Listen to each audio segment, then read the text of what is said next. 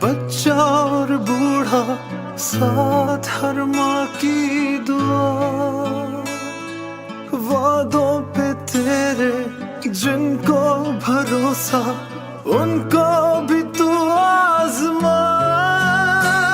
एक और कदम बढ़ा, फिर से वो लम्हा दोहरा जब जीत के आया था, फिर से वतन को जिता। एक और कदम बढ़ा, फिर से वो लम्हा दोहरा।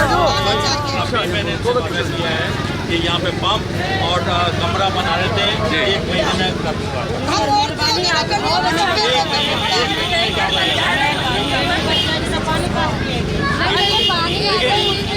तो आएगा अक्टूबर में, मैं अपने पैसों से बना के दे रहा हूँ।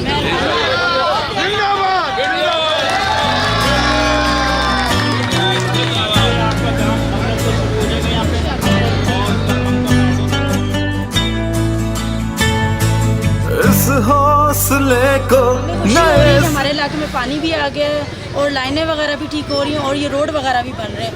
खुशी की बात है। पहले इस मुल्क यहाँ की हालत कैसे हुई हुई थी इस इलाके की, कचरा कुंडी, कचरा गंद वंद ये वो, लेकिन अब शुक्र है अल्लाह का कि अच्छाई और सब कुछ नज़र आ रहा है। बाकी अब पता चल रहा है कि तब्दीली आ गई है। कितने सालों के बाद कदम बढ़ा।